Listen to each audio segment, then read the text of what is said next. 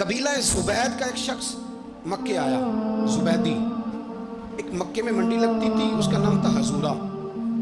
یہ جو حضورہ منڈی تھی، اس منڈی پر ابو جہل کا قبضہ تھا۔ آج کل تو نہیں قبضہ ہوتا منڈیوں پر کسی کا، حضورہ نامی منڈی پہ نا ابو جہل کا قبضہ تھا۔ اونٹ بڑے خوبصورت تھے، شاندار تھے۔ اس نے کہا میں نے بولی دینی، ابو جہل نے اعلان کیا خبردار کوئی بولی نہ دے۔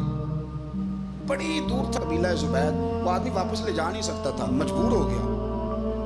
ابو جہل کہنے لگا چوتھا حصہ قیمت دوں گا، اونٹ تمہیں دے کے جانے پڑیں گے، یعنی اگر لاکھ کے ہیں تو 25,000 کے دو۔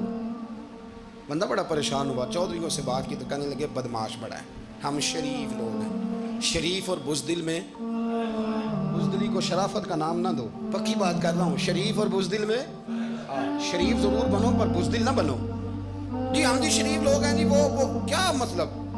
کوئی پاس نہ آیا، وہ بیچارہ نہ کونے میں بیٹھ کے رونے لگ گیا، کہنے لگا میں کدھر جاؤں یارو، میں واپس بھی نہیں لے جا سکتا، اور چوتھے حصے میں دے کیسے جاؤں، اتنا نقصان۔ وہ رو رہا تھا تو کہیں حضرت زید بن ارقم نے سن لیا۔ آپ فرمانے لگے کیوں روتا ہے؟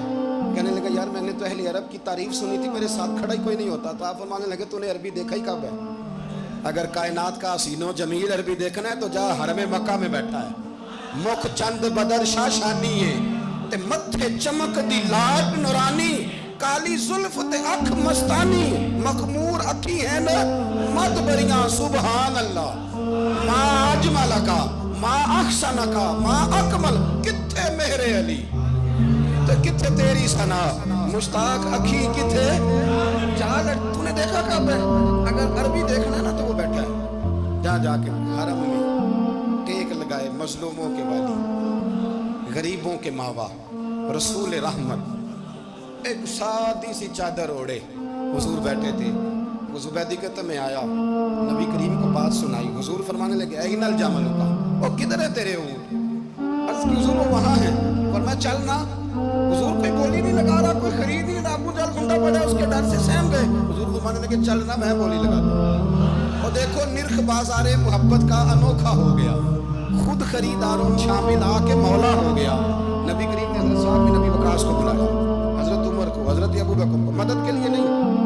حضور فرمانے لگے میری جیب میں پیسے تھوڑے ہیں، ظاہری طور پہ تھوڑے ہیں، ورنہ تو کائنات کے خزانوں کی کنجیاں حضور کے پاس، تھوڑے تھوڑے پیسے تو بھی بولی دینی ہے، سب سے پیسے لیے چلو بولی لگانے چلے۔ حضور آئے، اللہ اکبر، یہ میرے رسول کا طریقہ ہے، آؤ ذرا تھوڑی دیر کے لیے سوچیں۔ ابو جہل بیٹھا ہے بڑی مسنت پہ، قربان جاؤں مدینے والے ابھی۔ وہ زبیدی کہتا اس کے کپڑے مہنگے تھے، حضور کے سادے تھے، اس نے بڑی پگڑی باندھی تھی، حضور کی سادی تھی۔ کہتے ہیں وہ آنکھیں اٹھا کے بات کرتا، مدینے والے نبی آنکھیں جھکا کے بات کرتا، وہ بولتا جاتا، حضور تھوڑے تھوڑے سادے سادے ٹھہر ٹھہر کے جملے بولتے۔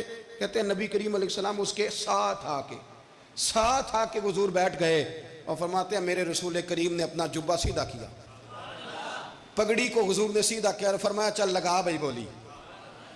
اس نے لفظ بولے، پھر حضرت ابو بکر نے بولی دی، پھر حضرت عمر نے دی، پھر سعد بن نبی وقاص نے دی، پھر زید بن ارقم نے دی، پھر رسول کریم نے دی۔ وہ کہتا ہے جتنے میں بیچنا چاہتا تھا نبی پاک نے ڈبل میں میرے اونٹ خریدے، ڈبل میں اونٹ خریدے میرے رسول۔ سلام اس پر کہ جس نے دشمنوں کو بھی قبائیں دی، سلام اس پر کہ جس نے گالیاں سن کر دعائیں دی۔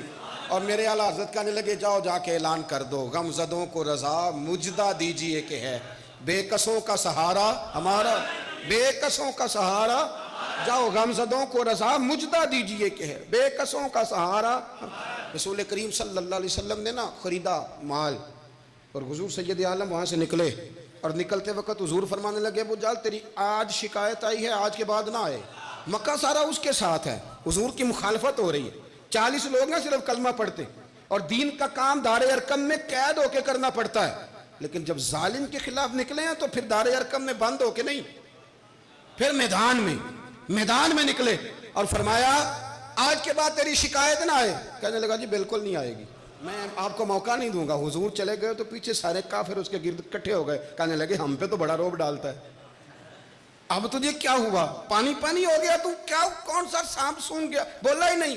کہنے لگا مجھے لات و منات کی قسم، جب مصطفیٰ کریم میرے پاس آئے تو ان کے ساتھ ایسی ایسی طاقتیں تھیں، نیزے تھے، برچیاں تھیں، بھالے تھے، مجھے لگتا تھا میں نے سی کی تو میرے ٹکڑے ٹکڑے کر دیں۔ کہنے لگے جب پاگل ہو گیا، ان کے پاس تو چھڑی بھی کوئی نہیں تھی، وہ تو خالی ہاتھ ہیں، بکواس کرتا ہے، کچھ بھی نہیں تھا. کہنے لگا مانو نہ مانو، ان کے پاس بڑا کچھ تھا. اور اگلی بات جو اس نے کی وہ تاریخ میں محفوظ ہے، وہ تاریخ میں محفوظ ہے، وہ تاریخ میں محفوظ ہے، وہ تاریخ کا حصہ ہے. ابو جہل کہنے لگا اٹھتے ہی کہ مجھے لگتا ہے جب تک محمد ابن عبداللہ موجود ہیں یہ ہمیں ظلم نہیں کرنے دیں گے، یہ ہمیں کوئی زیادتی کرنے. تاریخ میں محفوظ ہے جملہ ابو جہل کا. کہنے لگا جب تک یہ موجود ہے ہمیں کوئی زیادتی کرنے. حضرت فرمایا کرتے تھے زندہ نبی کے ماننے والوں زندہ بن کے زندگی گزارو. زندگی زندہ دلی کا نام ہے. مردہ دل کیا خاک جیا کرتے؟ جو قومیں سر اٹھا کے جیتی ہیں وہ زندہ ہوتی ہیں.